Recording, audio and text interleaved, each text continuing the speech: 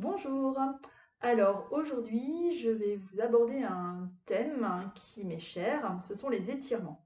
Alors j'avais dit que je vous ferais des petits clins d'œil dans votre quotidien, donc je vais me servir d'un petit clin d'œil du quotidien pour vous amener l'étirement du mollet et l'étirement des ischio-jambiers, l'arrière de vos jambes, d'accord? Donc vous savez que l'étirement, c'est un éloignement des deux extrémités d'un muscle ou d'un groupe musculaire entre une ou plusieurs articulations, d'accord? Alors à quoi ça sert? Les étirements, ils permettent une meilleure récupération. Ils permettent de rééquilibrer une posture parce qu'on a souvent des sursollicitations à droite ou à gauche. Le fait que vous ayez par exemple une activité sportive qui vous demande un geste plus répétitif à droite, ça vous entraîne un déséquilibre musculaire dans votre posture. Donc ça permet de rééquilibrer ces tensions-là. Et puis ça également, et puis dans votre quotidien aussi, vous n'avez pas besoin d'être sportif. Vous savez, si vous jardinez, si vous tondez, si vous tricotez, voilà, vous avez toujours un geste qui est dominant par rapport à l'autre. On a toujours une asymétrie qui se crée. Et cette asymétrie, eh bien, du coup, va créer des déséquilibres au niveau du corps et qui, à la longue, peut provoquer des problèmes de santé, des problèmes articulaires, des problèmes musculaires, type tendinite, contracture, déchirure ou des lumbagos, voilà, des choses comme ça. Donc voilà, donc on va essayer de voir un petit peu ce qu'on peut faire. Les étirements, donc je vous disais, donc il y a un but de récupération, il y a un but de rééquilibrage postural, et puis il y a aussi une action vasculaire qui est vraiment intéressante. C'est-à-dire que quand vous mettez un muscle en étirement, vous améliorez sa vascularisation. La vascularisation, c'est quoi? C'est tous les nutriments que vous allez apporter à votre muscle. En gros, vous nourrissez votre muscle, vous le désengorgez des toxines qu'il a pu accumuler pendant l'effort, et puis vous lui permettez de mieux se régénérer. Et du coup, cette meilleure régénération, cette amélioration de la vascularisation va donner une meilleure qualité à votre muscle, à vos tendons, à vos ligaments, à la structure osseuse aussi dessous. D'accord? Donc voilà, c'est vraiment, il n'y a pas que la carrosserie, il y a aussi tout ce qui se passe à l'intérieur, le moteur aussi est intéressant. Évidemment, ça tient également compte des règles diététiques, de l'hydratation, de pas de carence au niveau magnésium, calcium et tout ça. Mais ça, c'est un autre sujet. Voilà, moi, je vous aborde la partie mécanique, la partie de mon métier kiné. Voilà, donc voilà. Et pourquoi est-ce que j'ai voulu vous parler un petit peu de ça? C'est parce que des fois, je vois certains étirements. Alors oui, c'est bon pour le muscle, mais alors c'est une catastrophe pour le dos. Donc on ne doit jamais s'étirer au détriment de son dos. Donc c'est important d'adapter sa posture en fonction de sa colonne vertébrale aussi. Et évidemment, de toujours associer le souffle. On ne fait pas un étirement en étant bloqué en apnée, parce que là, vous asphyxiez le muscle encore plus, donc c'est pas terrible. Alors après, il y a différents types d'étirements. Il y a les étirements passifs, les étirements activo-passifs et les étirements actifs. Tout ça, tout dépend en fait de votre objectif, d'accord? Si vous êtes en phase d'échauffement pour aller faire, je ne sais pas, une compétition ou une pratique sportive, voilà, en phase d'échauffement, vous serez sur des étirements actifs, d'accord? Pour réchauffer le muscle et lui donner toutes les conditions possibles pour répondre à l'effort musculaire qui va suivre. Ensuite, quand vous êtes, je ne sais pas si vous êtes en post-effort immédiat, vous verrez, ou en effort, à distance de l'effort, on sera plus sur des étirements passifs. D'accord? Donc voilà, les étirements activo-passifs peuvent se mettre aussi en phase d'échauffement où on veut rendre un peu d'explosivité aux muscles. Voilà. Donc moi, je vais plutôt vous parler d'étirements passifs. Donc c'est pas, alors il y a une lubie sur, il ne faut pas s'étirer après un effort. Non, non, non, pas du tout. L'étirement est toujours bénéfique s'il est bien conduit, d'accord? Un étirement post-effort immédiat doit être tenu très peu de temps, c'est-à-dire 20 secondes, mais vous allez faire, comment dire, un certain rituel, c'est-à-dire que vous allez répéter. Vous savez, on a plusieurs temps on a plusieurs manières d'infuser. Soit on infuse par le temps de tenue, ce qui est le cas notamment pour les étirements passifs, on parle vraiment de posture. Soit on infuse par la répétition, c'est-à-dire qu'on reste pas trop longtemps dans la posture, mais on répète cet étirement voilà, plusieurs fois. D'accord? Donc voilà, quand vous êtes en post-effort immédiat, il faut favoriser les étirements courts, répétés, avec une tenue vraiment 20 secondes, et vous répétez 4 à 5 fois. D'accord? Et ça va permettre de revasculariser ce muscle. Donc surtout, voilà. Après, on respecte évidemment son corps. La notion de douleur est assez subjective, donc il ne faut pas non plus vous arracher complètement. Vous devez sentir que effectivement, il y a une sensation de chaleur sur la zone étirée, mais ça ne doit pas aller au-delà. Voilà. Bien, on est toujours bienveillant avec son corps. Donc voilà, ce que j'avais envie de vous dire. Donc aujourd'hui, je vais vous présenter, alors je vais essayer de mettre ça dans un petit clin d'œil du quotidien. Donc on va dire que vous êtes à distance de l'effort, ok? Hein, à distance, c'est quoi? C'est 24-48 heures après l'effort. Mais ça peut être aussi, ce que je vais vous proposer, ça peut être aussi en post-effort immédiat si vous durez 20 secondes dans la posture et si vous répétez. D'accord? Hein, donc si on tient, si on infuse plus longtemps, eh bien, on est vraiment dans un travail postural de, voilà, de gain de souplesse et tout ça. Donc là, on est à distance de l'effort. Et quand on est vraiment, vous venez de faire votre footing et voilà, vous avez envie de vous étirer les mollets, enfin envie, et j'espère que vous en avez pris l'habitude, les mollets, les ischios, qui sont des muscles de la chaîne postérieure très puissants, eh bien, vous allez pouvoir faire ces étirements, mais en adaptant 20 secondes de tenue en répétant. OK? Bien, alors je vais essayer de vous faire un petit clin d'œil du quotidien. Encore une fois, il va falloir me suivre. Ouais, des fois, je me dis, je ne sais pas trop ce qui se passe dans ma tête, mais des fois, il ne faut pas trop réfléchir. Alors, bien. Donc, on va imaginer le scénario dans votre quotidien parce que pourquoi je vous fais des petits clins d'œil dans votre quotidien, c'est que souvent, vous me dites, j'ai pas le temps. J'ai pas le temps de faire des étirements, j'ai pas le temps. Eh bien, vous avez créé dans vos moments de quotidien, créé des instants de posture. Voilà, c'est simplement ce que je voulais vous dire et c'est par ces petits clins d'œil que je vais vous faire passer le message. Voilà, simplement habillez votre quotidien de petites postures. Voilà, on n'a pas besoin d'avoir une heure devant soi pour prendre son tapis et faire des étirements. Des fois, des petits moments imprévus dans votre quotidien peuvent vous aider. Alors, là, j'espère que vous me voyez à peu près. Ouais, j'essaye d'être bien dans le cadre. Donc, vous imaginez, donc l'autre fois, on a fait les courses avec Maurice sur la dernière vidéo. Là, vous allez imaginer que vous êtes en train d'attendre vos enfants pour aller manger, d'accord? Donc imaginez, hein, vous avez une table, d'accord, la table, et puis vous avez la chaise qui est devant la table. Vous avez dressé le couvert, bien évidemment. Votre conjoint est en train de finir de faire à manger, et vous avez crié à vos enfants à table, d'accord? Évidemment, vos gamins, ils sont à la PlayStation ou ils sont en train de faire je sais pas quoi, ils n'ont pas entendu. Et vous patientez, d'accord? Et ce temps d'attente, plutôt que de vous agacer, ben moi je vous propose un petit travail postural. Vous pouvez l'adapter aussi dans une file d'attente de supermarché, hein, pas de souci. Parfois c'est un peu plus difficile, enfin, quoique ça sera peut-être un peu difficile à justifier après. Donc rappelez-vous, vous avez dans un premier temps les pieds largeur de bassin. D'accord? Vous vous rappelez quand on était avec notre caddie, donc on monte bien dans les jambes, on allonge bien sa colonne vertébrale, on laisse toujours la petite ficelle tirer notre tête vers le ciel, on ancre bien nos pieds dans le sol et on va placer nos mains sur le dossier de la chaise. Voilà, dans un premier temps. Et puis on observe si on a autant d'appui sur notre pied droit que sur notre pied gauche. Voilà, cherchez cet équilibre d'appui. On essaye de réajuster. On est attentif à la tonicité de ses jambes. On fait attention de ne pas cambrer au niveau lombaire. On cherche vraiment à allonger sa colonne vertébrale et toujours étirer cette tête vers le ciel.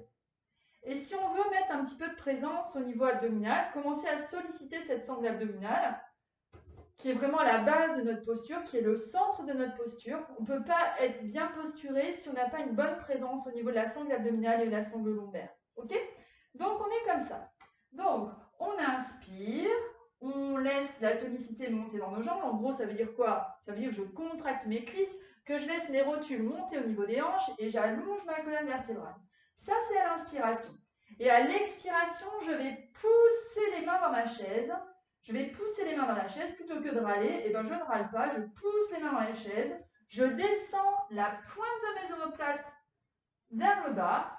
Et j'essaye surtout d'avaler mon ventre, d'aspirer le nombril. Toutes les consignes qu'on a données pour le travail abdominal s'appliquent. Hein. Je me grandis. À l'inspiration, j'allonge ma colonne vertébrale, je m'étire. Et à l'expiration, je pousse mes mains dans ma chaise. Et j'avale mon ventre, j'aspire le nombril en ayant l'envie d'alléger le poids de mes pieds au sol et en rangeant mes omoplates. Et normalement, vous devez sentir quand même des petites choses qui se passent au niveau du ventre. Non? Si, c'est touché. Juste avant de manger, vous allez voir, votre ventre il doit être bien dur. Bien, donc vous voyez, plutôt que de râler dans l'attente de vos enfants, bien, vous êtes en train de travailler votre posture, d'engager vos abdos, d'engager vos dorsaux. Et ce travail de gainage, de stabilité du caisson abdominal, il est nécessaire pour tout étirement. D'accord? Et quand vous respectez ça, ben, vous ne ferez pas mal au dos. Alors, on en est à cette histoire d'étirement au niveau des mollets. D'accord? Donc, comment on va faire? Donc voilà, c'est simplement pour vous donner quelques petits détails. Vous allez me dire, oh, mais je le connais celui-ci. Oh, alors, certainement, je vais vous donner juste quelques petites infos supplémentaires. Donc, on va dire que vous allez reculer votre pied droit. D'accord? Vous allez reculer votre pied droit, votre jambe droite est tendue et vous avez votre jambe gauche fléchie. D'accord? Donc, première erreur, souvent on est comme ça. Donc, on donne un confort à son dos, quitte à, voyez, fléchir les avant-bras pour avoir une colonne bien droite. On n'est pas cambré, on allonge la colonne vertébrale. Ensuite, dans cette posture, il faut avoir vos deux pieds dans le sens de la marche. C'est-à-dire que vous n'avez pas un pied qui va à l'avant et puis l'autre qui va sur le côté. Hein. Vos deux pieds sont dans le sens de la marche. Dans cette posture, vous allez tout d'abord chercher à positionner votre colonne vertébrale. Donc vous allez chercher à allonger votre colonne vertébrale, à bien vous grandir, à bien vous étirer. Et puis en soufflant, eh bien, vous allez essayer simplement, si vous êtes bien comme moi, la jambe droite derrière, la jambe gauche devant, en soufflant, vous allez reculer un tout petit peu la fesse gauche. Et le fait de reculer la fesse gauche va bien positionner votre bassin. Voilà, vous devez avoir un bassin équilibré, bien aligné avec le devant de votre chaise. Voilà, ça c'est le premier principe. Vous n'avez pas les épaules aux oreilles, vous avez dégagé vos épaules de vos oreilles. Donc vous inspirez, vous allongez la colonne vertébrale, vous vous étirez bien. Et une fois le bassin bien placé, vous allez fléchir la jambe avant. Et en fléchissant la jambe avant, vous allez bien contracter votre cuisse arrière, votre quadriceps pour donner de la tonicité à votre jambe. Évidemment, vos deux talons sont bien ancrés au sol. Et plus particulièrement votre talon droit. Voilà, vous devez vraiment sentir l'étirement du mollet. Si vous ne sentez rien, n'hésitez pas à fléchir un peu plus la jambe avant. Et vous voyez, votre respiration rythme votre posture. Vous augmentez l'étirement sur l'expiration, toujours en partant vraiment du ventre, en respectant l'ajustement de votre bassin. Ça ne vous tire pas un peu le mollet là? Vous ne sentez pas un petit peu là? Donc ça c'est pas mal aussi quand vous avez les jambes lourdes, quand il a fait chaud, que vous avez piétiné. Vous pouvez faire ça. Et le temps de maintien, je le rappelle, si vous êtes à distance d'un effort physique, si vous êtes à distance, vous pouvez tenir de 1 à 3 minutes, hein, dans l'idéal. Si vous êtes en post-effort immédiat, eh bien, vous tenez que 20 secondes, mais vous répétez plusieurs fois. Alors, on va faire l'autre côté quand même. Déjà, lâchez, puis observez si vous n'avez pas des sensations différentes dans les jambes. Soyez attentif à ce qui se passe à l'intérieur de vous. Hein. Alors ensuite, on fait l'autre jambe. Donc, vous ne me faites pas le coup, oh ben non, ça m'a tiré, je vais prendre une fente un peu plus petite. Non, non, non, vous prenez la même fente que tout à l'heure, hein, je vous connais. Hein. Alors, vous mettez comme ça, ok? Mon dos, il n'est pas avachi, il n'est pas creusé, il est bien ajusté. Je fléchis ma jambe avant. J'ajuste mes deux pieds dans le sens de la marche, ok? Et là, je recule un petit peu ma fesse droite, un tout petit peu, pour remettre vraiment une bonne justesse dans mon bassin. Peut-être que vous n'avez pas besoin, hein, mais souvent, on a besoin de rajuster un petit peu ce fessier droit. On recule un petit peu. À l'inspiration, j'allonge ma colonne vertébrale, je m'étire, je me grandis. Et en soufflant, je fléchis ma jambe avant et j'engage de la contraction dans mon quadriceps arrière. Je contracte ma cuisse arrière et je maintiens bien mon talon arrière au sol jusqu'à sentir une sensation de chaleur agréable envahir l'arrière de ma jambe gauche. C'est ces petits détails qui font l'importance de votre posture. D'accord? Ce n'est pas des postures extraordinaires, mais vous pouvez la rendre extraordinaire si vous y mettez du détail. Voilà, donc vous étirez bien, vous inspirez, vous grandissez, puis à l'expiration, vous fléchissez encore un petit peu plus et vous sentez cette tension. Alors, on ne fait pas de trucs comme ça, hein. On ne descend pas par à coup, on descend progressivement. Et on relâche. Voilà, on prend un temps pour récupérer. Donc voilà, si vous êtes, si vos gamins ils mettent du temps à venir pour venir manger et que vous n'avez pas fait de footing tout de suite avant, vous pouvez tenir pendant 1 à 3 minutes. Si vous venez juste de faire votre footing, bon, je pense que vous avez pris votre douche après, mais vous tenez 20 secondes et vous faites 4-5 répétitions. Ok? Alors, un autre étirement que je voulais vous amener, c'est l'étirement des ischios, l'arrière des jambes. Alors, on va se servir de cette chaise, donc vous êtes toujours en train d'attendre. Vous avez remis de la place dans votre colonne vertébrale, dans votre ventre, vous avez bien ancré vos pieds dans le sol. Sur l'expiration, vous avez engagé vos mains dans la chaise, descendu vos omoplates, engagé votre ventre. Très bien. Et vous râlez toujours pas, mais vous enfoncez vos mains dans la chaise. Ok? Et vous remerciez vos enfants de ne pas venir tout de suite parce que finalement, vous pouvez faire votre séance. Donc, vous allez prendre la chaise. Alors attention, ce n'est pas une chaise à roulettes. Hein. Vous la positionnez comme ceci. Ok? Alors, là, les ischios. Alors moi, je vous conseille, alors attention, ça amène un petit déséquilibre parce qu'il faut mettre le pied sur la chaise. Si vous ne vous sentez pas stable, ne mettez pas le pied sur la chaise. Approchez-vous d'un mur pour vous tenir. Ok? Alors, moi, je vous conseille, si vous vous sentez, comment dire, pas parmi les plus souples, hein, si vous doutez un peu de votre potentiel d'élasticité de votre jambe droite, n'hésitez pas à mettre vos pieds au fond de la chaise. Ok? Alors, donc vous avez les deux pieds dans le sens de la marche. Bien. Vous avez votre jambe droite posée sur la chaise. Vous allez avec vos deux mains attraper le dossier de la chaise. Et vous avez évidemment la jambe droite fléchie. Alors, souvent, on est comme ça. D'accord? Donc, on est comme ça. Non, on n'est pas comme ça. On positionne déjà son dos. Donc, on redresse sa colonne vertébrale. On dégage ses épaules de ses oreilles. D'accord? On allonge notre colonne, on s'étire. Donc, on positionne une certaine rectitude au niveau de sa colonne vertébrale. On descend bien ses épaules. Là, observez donc un peu votre fesse droite. À mon avis, elle a dû monter un peu. Ça veut dire que vous avez dû vous fermer un peu sur votre taille droite. Tirez un peu votre fesse droite vers le sol. Je vous montrerai tout à l'heure l'autre côté. C'est vrai que je ne me suis pas bien positionnée. Donc vous êtes comme ceci. D'accord? Votre dos est droit. Il va rester droit pendant toute la posture. Et à l'expiration, tout doucement, vous allez mettre de la pression dans votre talon droit. Mais en partant de ce talon droit fixe, vous allez éloigner votre fesse droite. Vous voyez, pour finalement tendre votre jambe. Mais il ne s'est pas passé. Attends, comment vous faites ça? D'accord? Votre dos reste droit. Les épaules sont descendues. Et ensuite, vous restez sur plusieurs cycles respiratoires. J'inspire, j'allonge ma colonne vertébrale. J'expire, je recule un peu plus ma fesse droite. Est-ce que votre pied droit est flex? N'hésitez pas à le mettre, vous allez voir, ça change des choses. Très bien. Et vous relâchez. Et là, vous pleurez que vos enfants n'arrivent toujours pas pour venir manger. Vous devez sentir un petit peu l'arrière de la jambe. C'est des muscles très puissants, les ischio-jambiers. Et s'ils sont courts, si on ne les étire pas suffisamment, ils vont amener votre bassin, voyez, en rétroversion, parce qu'ils se fixent vraiment sur le bassin. Donc pour libérer votre bassin, c'est important d'avoir une bonne souplesse dans vos jambes. Ok? Alors, on va faire l'autre jambe. Comme ça, vous verrez cette histoire de fesses. Je ne sais pas si vous avez bien compris.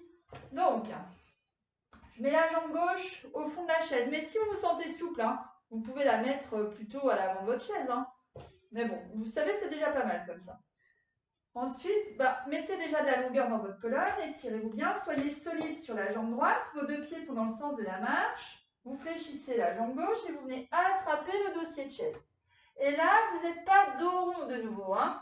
Donc, vous allez chercher à faire un beau dos plat. C'est la priorité, votre colonne vertébrale. Les jambes ensuite s'ajusteront, mais votre priorité, c'est le placement de votre dos. Vous dégagez bien vos épaules de vos oreilles, vous maintenez votre pied flex, et tout doucement sur l'expiration, vous poussez dans le talon et surtout vous reculez la fesse gauche. Et voyez ce que je vous disais, c'est que souvent on a tendance à monter cette fesse. Il faut la descendre vers le sol. Que vous gardiez une taille gauche bien longue, bien ajustée, bien étirée. Donc vous imaginez une petite ficelle là qui vous tire la fesse vers le sol. Ok? Et là, encore une fois, eh bien, vous n'êtes pas en apnée, vous n'êtes pas tout rouge, vous êtes tranquille dans votre souffle. Hein. Votre respiration, c'est ce qui va permettre de véhiculer cette recherche de souplesse, de détente, d'assouplissement. On n'est pas en apnée, on n'asphyxie pas le muscle. Donc j'inspire, j'allonge ma colonne vertébrale et à l'expiration, je recule un peu plus cette fesse gauche et je ramène bien mes orteils vers mon tibia. Je garde un regard détendu. J'observe peut-être les différences de sensations avec l'autre côté. Et je relâche. Bien. Je reprends ma chaise. Je redeviens attentif encore une fois à ce qui s'est passé à l'arrière de mes jambes. Voilà, je remets de l'ordre dans mon dos, je remets de l'ordre dans mon ventre en remettant sur l'expiration un petit peu de pression dans mes mains pour remettre un peu de tonicité dans mon ventre, en allongeant ma colonne vertébrale. Et puis vous devez sentir que dans vos jambes, ça fourmille, ça pétille, la circulation est en train de se faire. Et là, vos enfants arrivent et vous les remerciez d'être pas venus tout de suite parce que vous avez pu faire votre petite séance. Voilà. Donc voilà, c'était des petites infos du jour qui me tiennent à cœur. Voilà, alors je vous prends des petits clins d'œil du quotidien. Voilà, vous pouvez ajuster ça évidemment dans une pratique plus conventionnelle. Voilà, je vous souhaite une bonne journée.